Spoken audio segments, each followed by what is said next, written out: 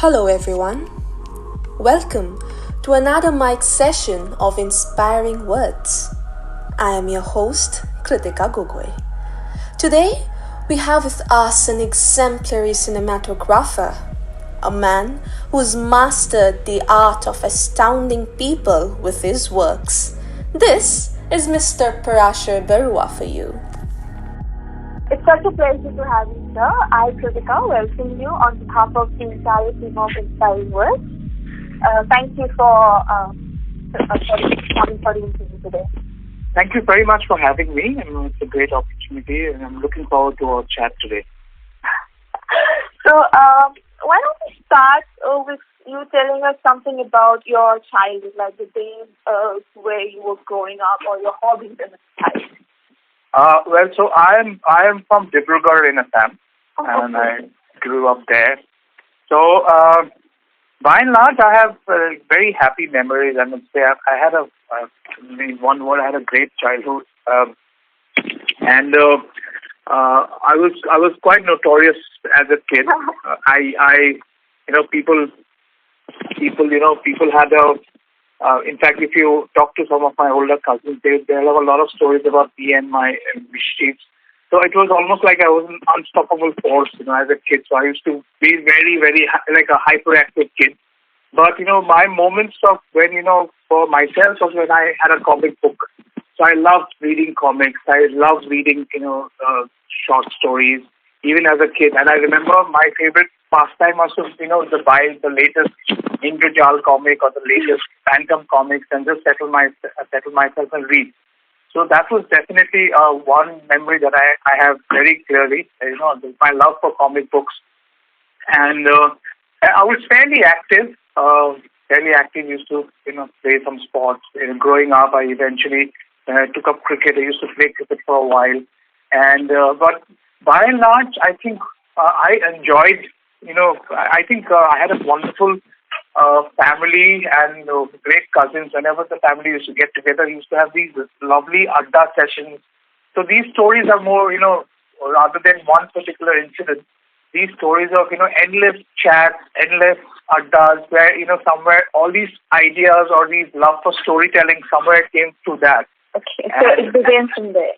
It began from there. I mean, if you have to, now, of course, in retrospect, you think of all these things and say, okay, maybe these were some of the trigger points of what kind of, decided my fate. And these are the things that slowly, kind of gave shape to who I am today. And I'm so thankful for that. Thankful for, all the people who have affected me in the greatest way, right from my parents. And this opportunity one gets, to even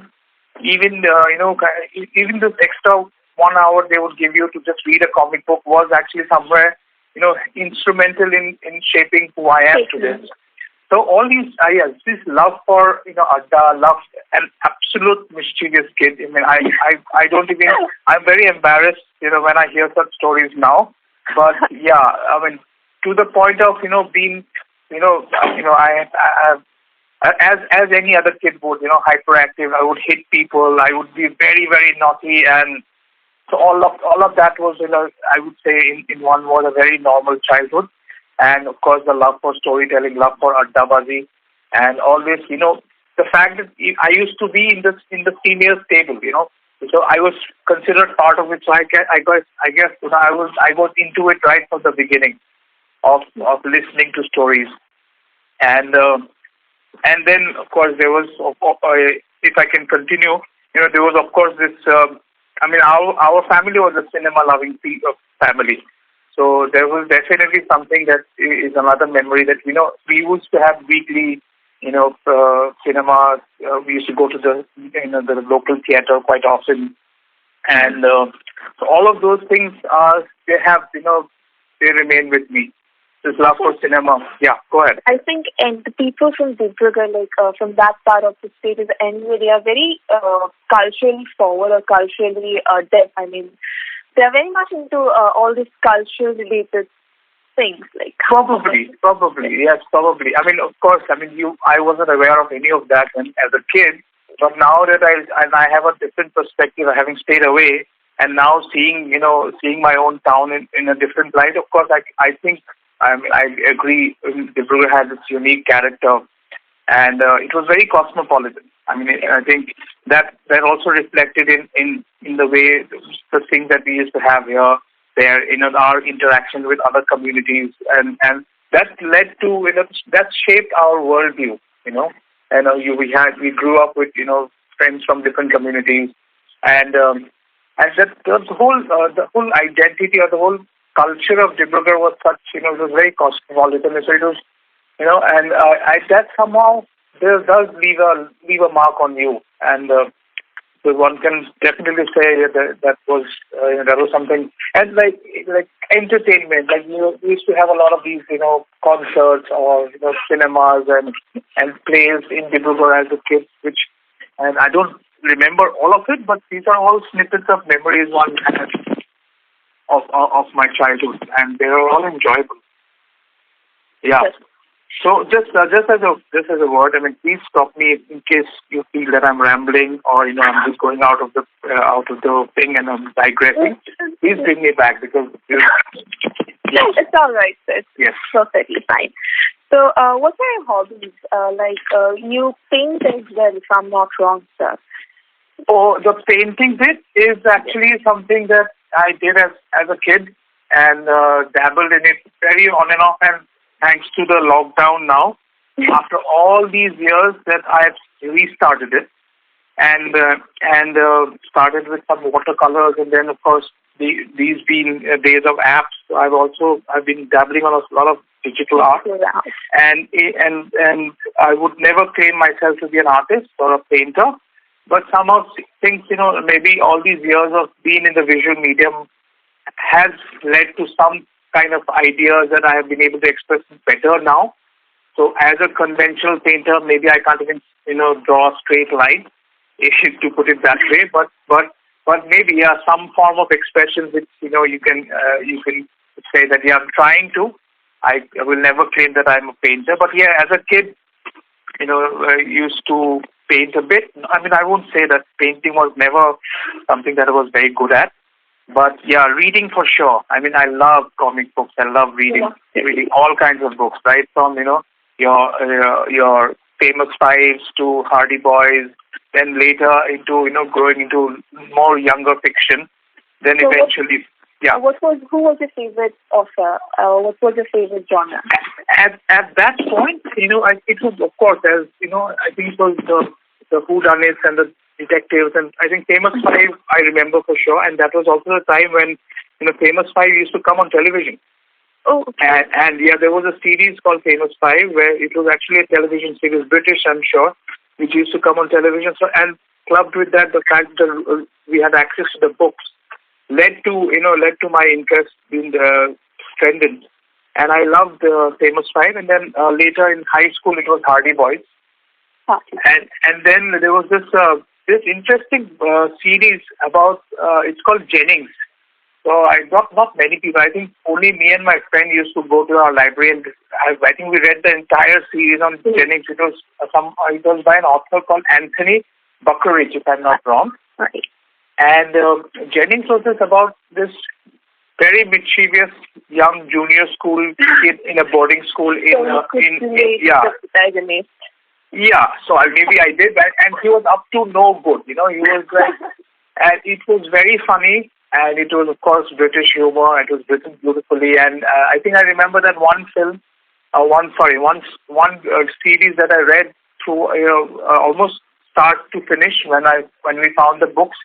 Then in high school, it was, I remember reading Alex Haley's The Roots, and that was one of the biggest book that I read in the high school. It had some 900 pages, if I'm not wrong. It was a book about the African migration, about the generations of African Americans from slaves to how they became. So, was that book instrumental in inspiring you to make your recent short film, Nodir Kul Nai? So even that is on, I think, migration and everything. Yes. Well, see, again, these books, they leave a mark on the fact that after 30 years, 40 years, you still remember these books. definitely leave a mark, and they shape your worldview for sure. And Nodir Kul Nai, in fact, Nodir Kul Nai, and lately my documentary films have been talking about the human condition. They have tried to talk about displacement and talk about, for whatever reason, for natural causes or people, how they are displaced, and how migration has then led to, changes in cultural heritage. So all these things are, I feel, they're interconnected. They're all interconnected. Yes. And so those interconnectedness, the things that I want to say, especially coming back to Nodir Kul Nai. Nodir Kul Nai, as a film, maybe is just about the songs of the people who are living by the riverbank. But the songs themselves, they carry stories of migration, stories of displacement, stories of how they have to coexist with the river and be at the mercy of this massive river, the Brahmaputra, and how that has shaped their lives. And largely knowing the community that I was working with about identity, about how their stake a piece of land is in question now, for whatever reason. Migration, illegal migration in the context of the of the community in Assam. All these things I feel are all interconnected. In some way, this was a small attempt for me to engage with this idea. Yeah. So, what mainly attracted you to the camera? Like you said, you were an avid reader. So, from reading books to shooting or falling in love with the camera. So, what was the main attraction, and what were your early experiences in the early stage of your career? Okay. So my first camera is older than me. It's my father's camera, and I started shooting with an Yasuka Electro 35, which my father has, and then that used to be our camera whenever we used to go out on our family trips or our early days of weddings, family get-togethers. And though I would be wrong to say that I was an avid photographer then as a kid, but of course it came to me, and I used to also dabble in it. And then seriously, as growing up, then when I was in college in Delhi, all the way jumping straight to college in Delhi, when I then started slowly thinking seriously about photography. And seriously in the sense that it was a serious hobby then. Till then, it was something that I used to dabble. I never got the camera with me. It was always at home. But in college, when I moved to Delhi, I brought the camera along with me. And my father trusted me with the camera, so I had the Electro 35, and then it was in my 3 years in college that I started, shooting or taking photography a bit more seriously. And this was also around the time, and just to go back, also with films, I was an avid television watcher. Okay. I used to watch pretty much everything, and you can imagine our generation got the television. So we it was in the '82 Asian Games that we had television for the first time in Assam, and then so I was hooked to the television. I'm probably one of those people who have gained from watching television, unlike many others, because it was this window that had opened up to not just imagery but information, and I'm an information junkie myself. So it was this bombardment of images and like everything. I used to watch, like my folks used to joke that I used to watch everything from Krishi Darshan to Chitrahar to the Sunday afternoon movies, because all of that were such visual stimulus and such interesting, exciting things that I had never seen before. Of course, the television. So all these led to my interest in the camera and the opportunity of making images of my own. And this was when college I started getting serious into photography, and this was also around the time when I was kind of veering towards mass communication. I won't say cinema studies, but generally mass communication. Our generation was also the ones who were interested in mass communication. We were exposed to Jamia Millia Islamia, the NCRT, the whole studying mass communication. We grew up with World This Week. We grew up watching Prannoy Roy. We grew up watching all these interesting things that were happening in Indian television. So maybe I wanted to be part of this. So I wouldn't say cinema, but I was interested in the mass communications and in terms maybe thinking of getting into that serious. Then that college somehow shaped into that. And So photography was definitely something I started doing more seriously from my first year in college in Delhi. And I did a lot of work in Old Delhi.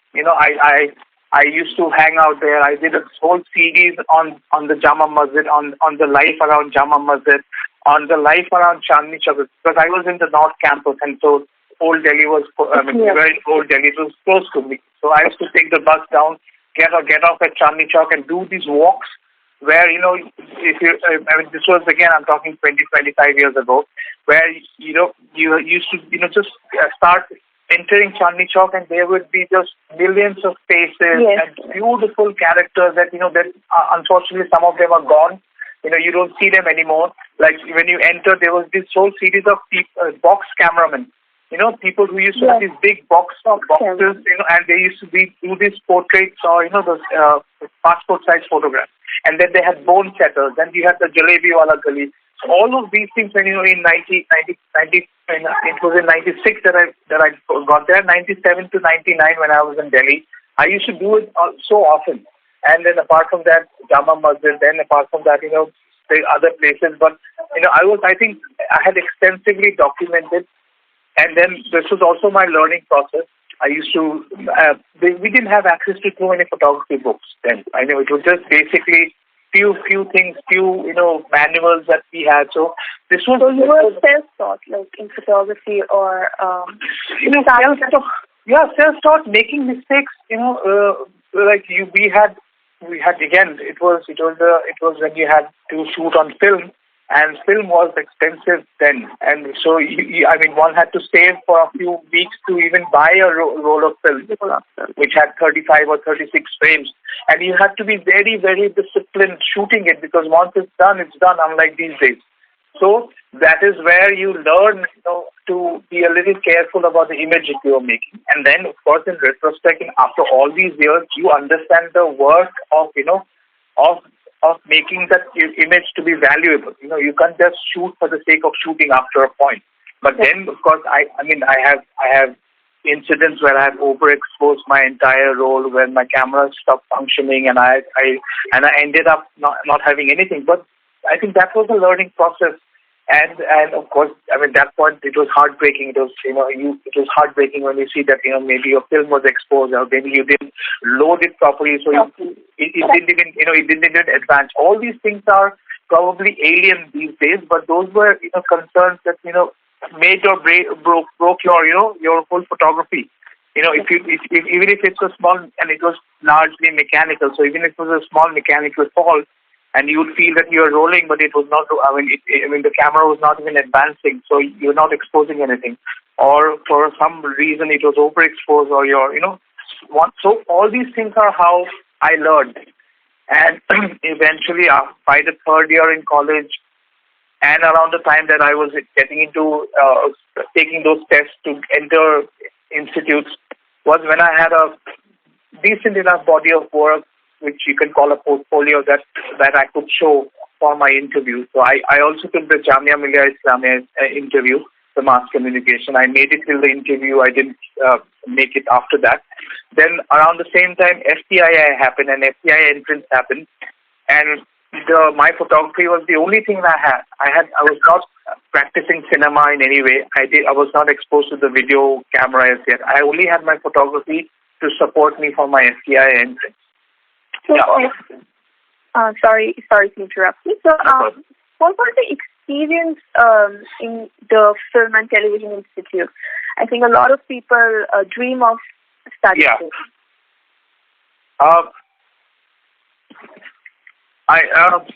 See, FTI in one word is actually, it just changed my whole world.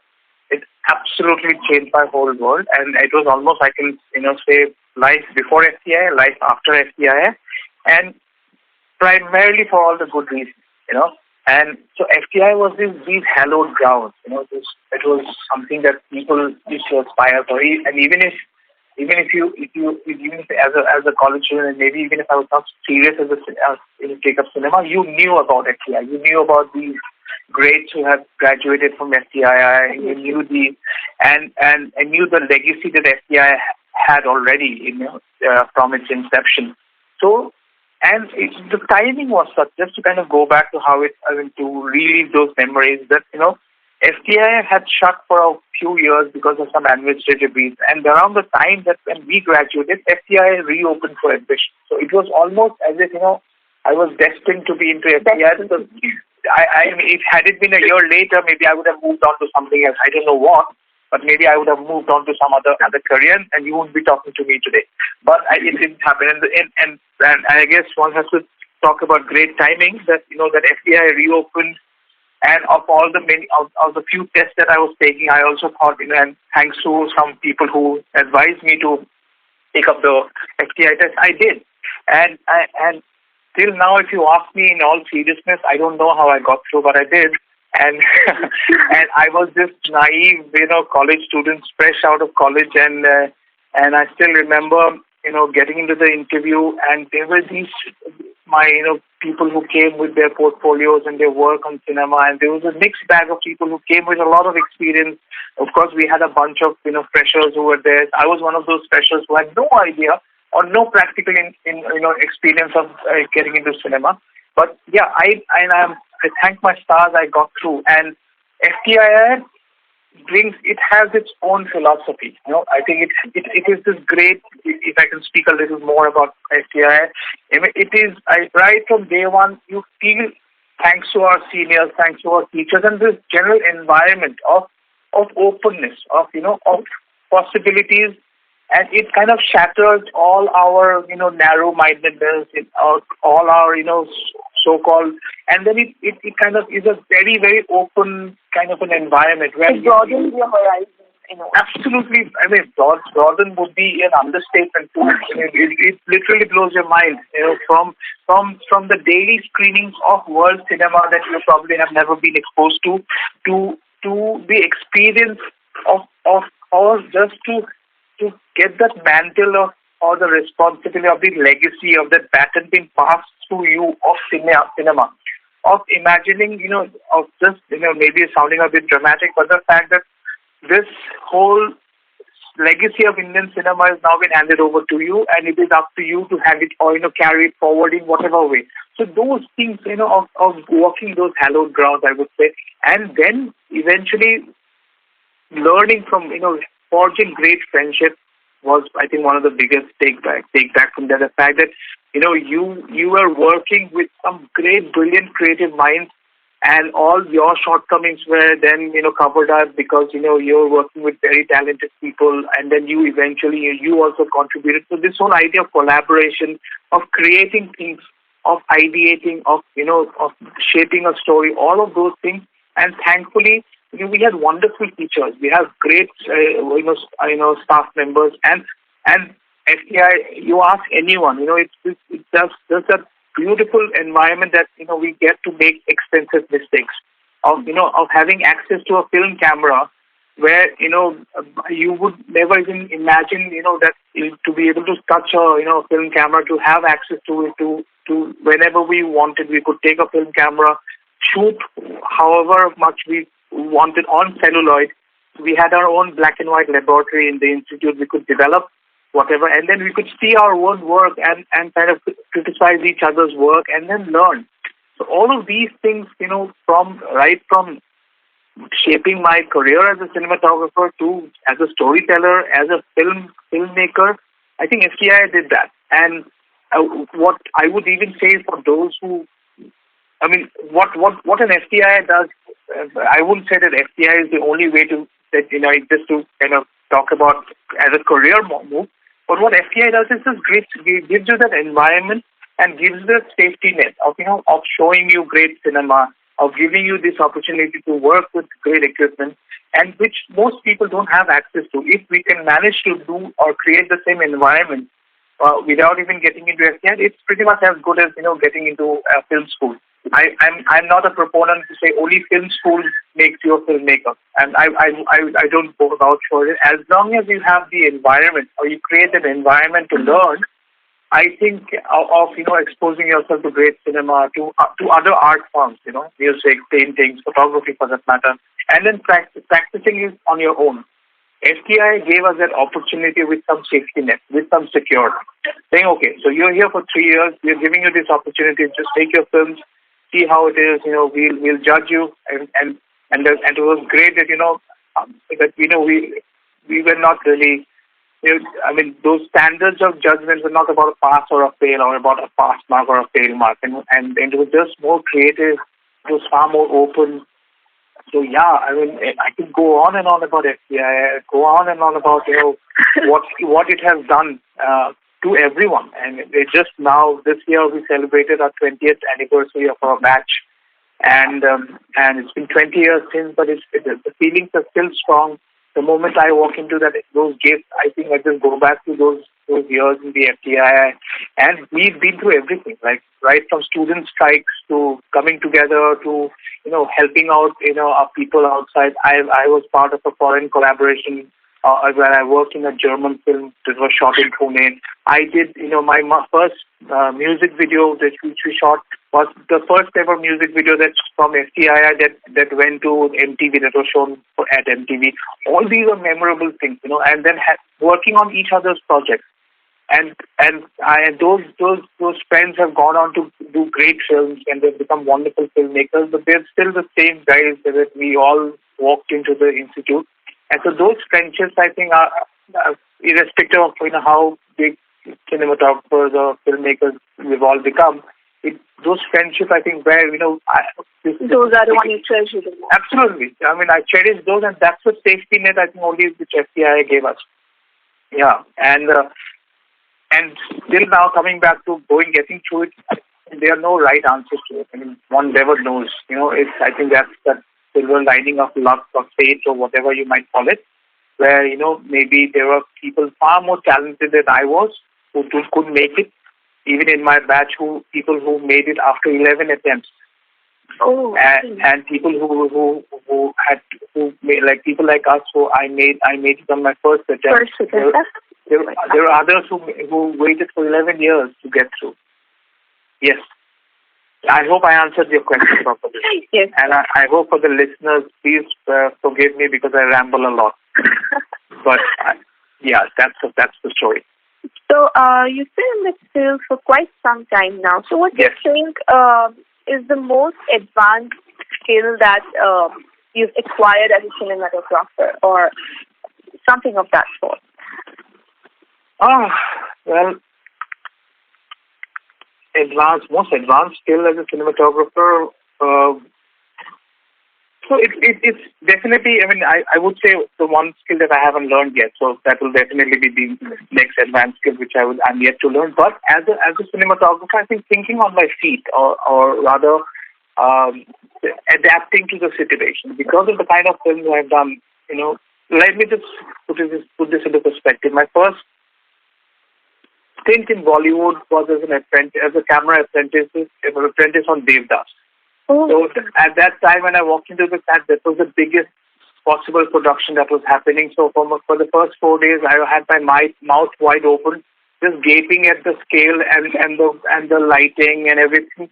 So from that to now, I think it's been a journey of learning. It's been a journey of trying to do things or to simplify, maybe. In one word, I think to simplify and to work with what I have. Because in my professional career, I think I've done a lot of independent work, done a lot of films on smaller budgets. I have also done films in Assam. I've done about 7 films in Assam.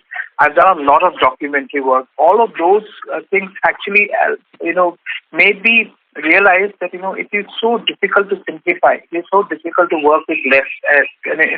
Sometimes on big productions you're given a lot of things, and then as a cinematographer sometimes you're clueless of how to start things, how to begin things, and then as at an idea level, at a skill level, at an art level, to try to simplify it and reduce it to the basic minimum of what is required, I think it's the toughest skill, and it is something that I'm trying to learn. Even if you're doing the biggest of productions, I think to do it in a simplified way, just so that it is true to the script, rather than trying to do it just for the sake of showing off or trying to do it as and not to draw attention to my work. That is, I think, as a cinematographer, we all try to strive. It is not just cinematography is just one element to filmmaking. So Yes. it can't kind of hijack, or it can't override the rest of it. If it is, it keeps the story forward. It takes the story forward. I think that work is done. I think simplifying my craft and learning on my feet. Adapting myself to the situation, working with limited resources, and working with minimum of light. There are instances where I have worked with no lights. Okay. And there are instances where I have, worked with hundreds of lights. In both the cases, how my work will justify the script, I think is my biggest concern. And that is my learning. Adaptability has been your greatest adaptability, learning on my feet, and adapting to limited resources, Okay. I would say, is an ongoing process. Okay. Yeah. So, you recently did this film, Axone. Yes. And so how did you come across this opportunity to become the cinematographer for this film? So, in fact, Axone came. I was working with the production house on some other projects. I've been doing even before Yodli Films was formed. I was doing a lot of work for Saregama, the music company. Yes, so I was doing a few music videos for them, and so my work was known to them. And so when they got Nicholas Sarkongar on board for his film, somewhere they got us together, and Nicholas, maybe the fact that I am from the Northeast myself, and they thought I would be appropriate for a film like this. So they shared the script with me, and so I obviously enjoyed reading the script. And so it finally, when we agreed to do the film, and so there was a lot of excitement, because it was the first time we are getting an opportunity. So for me, not just as a cinematographer, but also as someone who's from the Northeast, to get an opportunity to tell our story. And having lived in Delhi and having had those kind of experiences. So you have faced those experiences firsthand, like the racial discrimination or the... I would say, I faced everything firsthand, but in the larger friends and communities, we've had these incidents, and of course, you're aware of these incidents, even if you're not. I think there's a general prejudice against the Northeastern in the northern states. Yes, historically and in a general way, yes. Far more. If you start analyzing it. It comes from ignorance and fear, and it comes from people who are unaware of things, and then this ignorance is then, say if you talk about discrimination, and it's a power play process, right? It's the community who's in power, who's supposed to be in power, and how they tend to override or tend to dictate terms for others, and it is a dynamic which is very difficult to say that, okay, this is what is true, this is what is wrong. But historically, we have seen this kind of attitude towards people from the Northeast, and that stems from ignorance, by and large, from people who are not exposed to or don't know, the other cultures, or they expect that someone who's come to their city are expected to toe the line. Which is where the power play comes in. So, I'll come to that later. Axone was, an opportunity for us to tell those stories, and I think I was quite excited that, and right from day one of reading the process, reading the script and the pre-production, I had many questions, many doubts that we wanted to iron out things, how to approach certain subjects, because I also knew that this would be scrutinized. The scenes written, those will be up for scrutiny much later. And knowing if you're aware of the reactions on both sides, and those are concerns we had as a team, because especially Nicholas, he's also from the Northeast. I was from the Northeast. I took it upon myself, not just as a cinematographer, to also make sure that things are done in a sensitive manner. I mean, by and large, is what I was also looking at. And so it was a great opportunity to be handed over a script like Axone, and the challenge of shooting it there, shooting it at an real location. I think, yeah. So when did you start shooting for Axone? So we started pre-production in early 2018, and we shot it in the month of June into 2018. So peak summers in 2018. Okay, and how long did it take to complete the film? We shot for about 25 days in Humayunpur, Delhi, and 1 day extra in Bombay for some small patchwork. Yeah, so all in all, a 26-day schedule. 26 days, okay. Yes. And who's been your favorite character from the movie? I would say Bendang. Bendang, okay. Bendang is my favorite character. He's the most strongest character for me, and yeah. So, has there been any certain moments, like some memorable incident that you're going to take with you from, like, forever, like from the movie? From the movie, as it is, overall an experience was amazing. I mean, it had its challenges. I mean, if I was talking to you during the time we were filming it, I would have been saying something else to you. Because it was very difficult to shoot, especially also with the physical conditions. And overall, just running a production of that nature, which was multicultural, which was meant to be multicultural, which was meant to be of different ethnicities, and to kind of handle the day-to-day, politics of how it works, or how sensitizing, local crew, sensitizing crew to the theme, sensitizing to the cast, because, it was primarily Northeastern. So that was also equally a challenge. It was forget about sensitizing an audience after the film. It was about sensitizing our own crew members who were not from the Northeast, who probably had their own biases and prejudices for whatever reason. And so that was again shooting and negotiating in Humayunpur, which was again a mixed bag of a lot of people from the Northeast and a lot of Jat landlords. So it was a day. Every day was a challenge. But it was a memorable experience, and of the two, I would say, if I can say scenes or spaces that I'm very proud of in the film. Of course, one is Bendang's room when he's found. I was very, very happy the way we could shoot it in the small. It was shot in a basement. Yeah. I was very happy with that, and I was very happy shooting at Zorem's store. I think our there are 2 high points, and I can't choose one. There's so many. But the 2 high points. One, of course, is the fashion parade, as it was written in the script, because of the scale at which we wanted to do it, and it was something where we wanted to see the same lane where these guys were moving around trying to get their akhoni cooked, and finally, when we see those same lanes in the evening, it would transform into something very surreal, very colorful, as if it was, it was an absolutely different world from and which was also a point in the film where we wanted it to be that way, where it was just a physical transformation of the characters and also a transformation of the space into something a little more, glamorous, something more stylish, and the way we could manage to do it in less than 6 to 7 hours, where we lit up the whole street.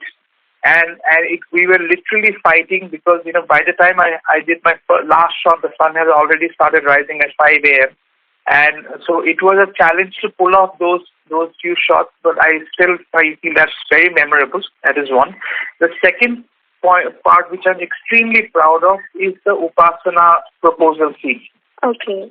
If you recall the film, and it is when the song is happening, and then Zorem pulls her out into this lane outside Bendang's house. It was originally planned as something to be done indoors, and I was adamant that no, I wanted some physical and visual release after all this claustrophobia of the room, of the wedding and the song and everything. I wanted it to open up. I wanted it to be a moment just for the two of them. There was nothing, and so I suggested to Nicholas that let's take it outside into this lane, which is again a very sorry drab lane, but I again gave like kind of a lit it differently, and they were standing out, glowing in a warm glow, and there was this blue stretch of street lamp, and the way these two of them were glowing in that light, I find that as a cinematographer, I'm quite proud of that moment of that moment I could create, and the fact that how I was thinking in my head, I could manage to do it. And I am quite proud of that scene, and especially the way, the afterglow of this proposal, of this beautiful moment of, it was a very beautiful moment. Yeah, I'm extremely proud of that scene, apart from, of course, Bendang and many others. But yeah, that is a very memorable moment for me. The moment, and the fact that I saw it for the first time through my lenses, I think, and the fact that now people are liking it, I think it's definitely very, very, heartening and encouraging.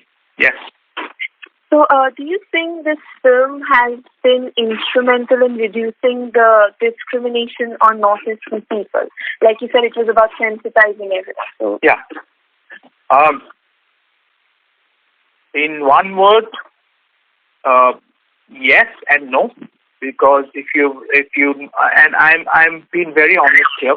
And because if to put it, I'm probably the first critic of the film because I saw it happening in front of me. Yeah. I was the one who put it together, so I knew what was happening. I'm aware of the problematic areas. I was aware of certain things which were handled the way they were handled. So to kind of elaborate on that, by and large, it has started a conversation, and it has kind of got people talking. But at the same time, it is not the answer to everything. Axone is a light-hearted take on a day in the life of these friends, where there was an attempt to say a lot of other things through this, Axone being a metaphor for other things. And by and large, it has succeeded, but there were certain places where I'm sure everyone is aware of, we could have done better, maybe we faltered somewhere or the other. But it's definitely a milestone where then people can react to my Axone. People can say, okay, it was a great film, or okay, this is not the way a film should be made, let's make it a different way. Both ways, as long as it has become a point of conversation, I'm happy. And I am also aware of the criticism that is coming from certain pockets from the Northeast, because they come from their own valid points. Their politics, their history is also valid. They probably had more expectations from Axone. And I completely agree with certain things that and certain points that were said about the film. But all I can tell them as being part of the crew members, and maybe Axone was not that film. Axone was, at the end of the day, about these friends, and it did touch upon some prejudice. It did touch upon some discrimination that people face on a day-to-day basis. By and large, everything that you see in the film are lived realities, are things that has happened to us, has happened. And whereas where the characters, how the characters behave, or how they are at the end of the day, they are trying to negotiate their own challenges. They're trying to negotiate their own life. So those are somewhere somewhere Axone has definitely started something. I hope for sure. And people can react. Yeah. So, there was a particular dialogue in the film. It was a conversation that we have the right to cook our food, and then we also have a right to not bear the smell. So, what do you think? What is your personal take on this? What is your viewpoint on this particular aspect? So, in an ideal world, right, we all have a right to eat what we want. But historically, that has not been the case. Food politics, or politics around food, has actually, affected a lot of things historically. And even now, So just to elaborate on that, Veer Sangvi somewhere wrote about the revolt of 1957. Cut that out. Veer Sangvi once wrote, about the revolt of 1857.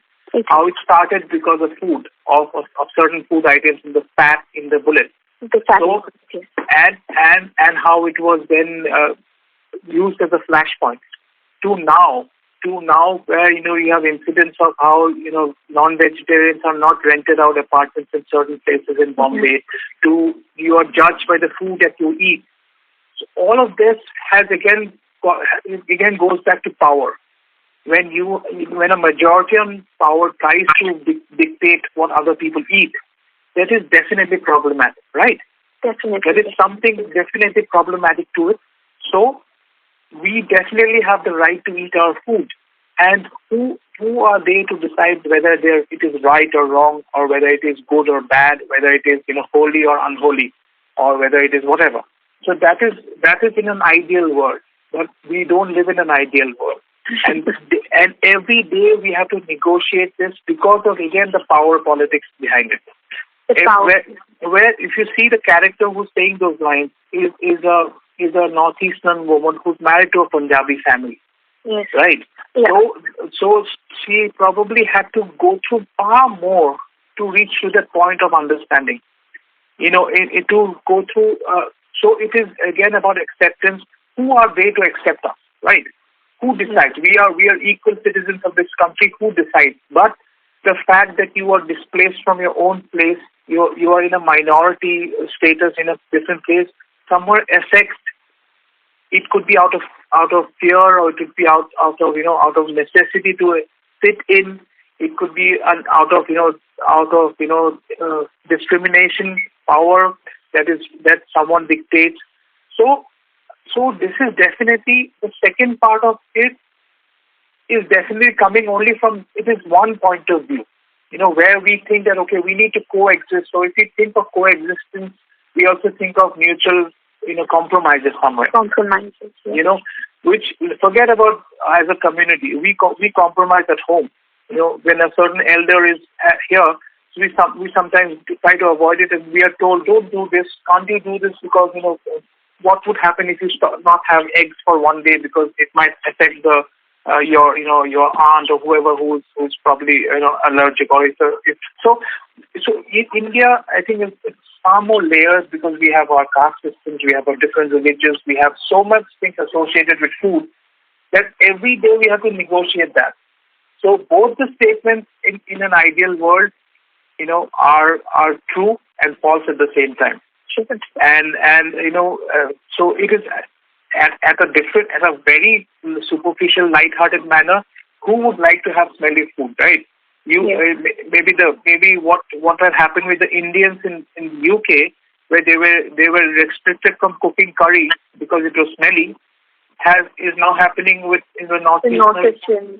Even within Northeasterners, where we don't like some other smelly food. So this keeps on changing. But it is just one particular attitude. It is not the general attitude. One should not mistake that. What Martha says in the film is her experience, her point of view. So, and which is also valid. But like we were planning to coexist. But coexistence does not mean that we need other person's permission to have our own food. Coming back to again, make it topical. Look at what is happening in Nagaland and the dog meat. There are juries out there divided about both things, and there's one group is saying that it's actually an assault on the culture of the Naga people, which is also valid. And the other people are saying no, it is just a matter of temporary restriction because of the COVID, which is also valid. So one can't have a powerful majority and culture dictate such things. Food, I think, is very personal. I hope I answered your question. Yes, sir, definitely. Thank you. So you are now moving aside from Axone for some time. Yes. You worked with a lot of versatile artists like Papon and Krittika and Zubin Garg.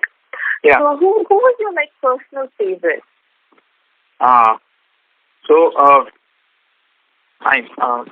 See, all of these are great. I mean, I think I find my musical journey, if I can say that, I've been very lucky to have worked with some of these greats.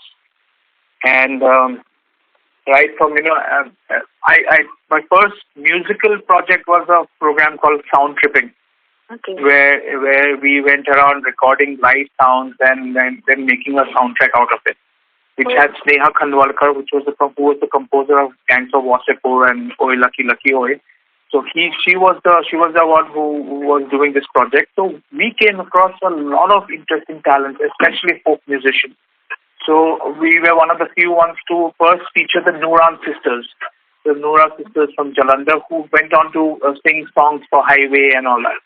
And so they were so powerful. So apart from these obviously great stars that you have mentioned, Papan and Pratik and Subinda and everyone else, I think I've been exposed to or coming across these brilliant folk artists in our country. I think those are very memorable.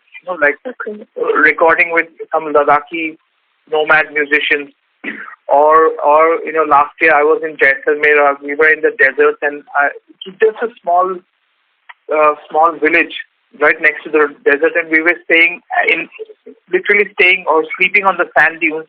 And so our friend and his father, they were both great Manganyar singers. So out in the darkness with just a torchlight, they were singing songs. So those are memorable songs, a memorable experience. And one thing that not many people know about, I've been very lucky having done a program called Classical Studios. So Classical Studios was actually something that was started by Saregama, the music company, where they featured some of the greats of Indian classical music, and we shot it at all the national monuments. So I was very lucky to have worked with the greats of like Pandit Jasraj ji and Pandit Hariprasad Charoja ji, Ustad Amjad Ali Khan, and his two sons, and we shot them at different places like the Humayun tomb, at the Taj Mahal, and some other national monuments like Purana Killa in Delhi, and also in some Carnatic musicians. So I was very, very lucky to have been touched by these greats, and seeing Pandit Jasraj ji or Pandit Hariprasad Chaurasia ji sing or perform live in front of you and seeing them through my lenses, I think was a great privilege. I will never forget that. And so overall, every musician, I think that's the power of music. The fact that they have this brilliant, energy around them. That they make you feel so great, and they're such pure souls, Yes. And the best of the musicians I know are the ones who are without any ego. They love to share. They love to jam together. You see when true great musicians get together, there are no egos. There are no things like they just get together and sing. And I have been privileged to be part of that, to have witnessed that firsthand. And I think that is the biggest. Those are the great, all the great folk artists, these greats of Indian classical music who have really blessed me. Those are things that I really cherish. Yeah. So, like you said, we've traveled to a lot of places for work. And what has been the most beautiful place that you've been according to you? On first off, I would say Ladakh. Any place in Ladakh, because that's where you kind of gain perspective, where you know your position in this world, how small it makes you feel, at the same time how grand the whole scheme of things are, and where you are placed. And it's a very meditative place for me. I've been lucky to go there quite often for work and otherwise for travel. And I feel any place that we go, especially in Ladakh, it is. I mean, there's so much silence there, so much quiet for you to reflect on. That I think first off, that would be Ladakh. Then of course we have our favorite. I love Istanbul. I have great memories of Istanbul and Vienna and many other places. And Majuli, for that matter, I love going to Majuli so often. So yeah, but first off, I would say, without thinking much, Ladakh. Ladakh, okay. Yes. So, what would your advice be to the younger generation who are planning on taking cinematography as a career, or who are inclined towards this? Yeah. See, I'm no one to give you an advice, but I just say from one cinematographer to a future cinematographer, I think keep doing this.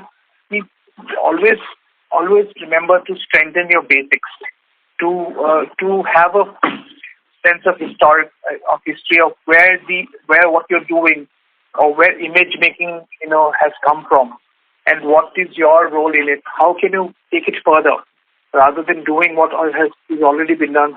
Challenge yourself every day, not just merely as a cinematographer, but as a person, as someone who's into the visual media. Challenge yourself to create something of your own. Invest a lot of your passion and your own soul into what you're doing, because that is what stays back. That is what makes your work distinctive from anyone else. So invest in that. Invest your art or on your personality overall, and expose yourself to other art forms. Expose yourself to music, expose yourself to paintings too, and learn from life around you. Be very observant. Be very clear and observant about things around you. Being observant is the key, basically. Because those are the things that will help you whenever you start doing something. Right from strengthening your memory, having these memories of situations, of how light behaves in different places. So those are things that are something that you keep doing it. You must be aware of your surroundings. You must be aware of things, of how light behaves, what does darkness do, what are the thoughts that you associated with certain colors. All those things, if you start doing it now consciously, you will come up to a point of time where these things will be there in your subconscious, and they will help you in your art form. They will help you in your cinematography. They will help you in making images and making very strong images. So keep an open mind and be observant, and at the same time, see, technology is evolving, ever evolving. So of course you can't be on top of technology all the time, but learn some of the basics. Learn in layman terms. Learn about exposure. Learn about how image is made, about sensors and stuff. But at the same time, I think by and large invest more in learning the art of it, art of image making, the politics of image making, the significance and the connotations around image making. So I think that will hold you in good stead, and that will be helpful in the long run. Yeah. So I think that brings us to the end of today's interview. Thank you so much. It was lovely talking to you. Thank you so much for your time, sir. Thank you, Krittika. Thank you and the rest of the team. And I'm really, really grateful that you considered me worthy to chat with you guys. Thank you, sir. So this was an insight into the life of this amazingly talented person. You can listen to the full interview on Spotify. Please don't forget to like, share, and comment below.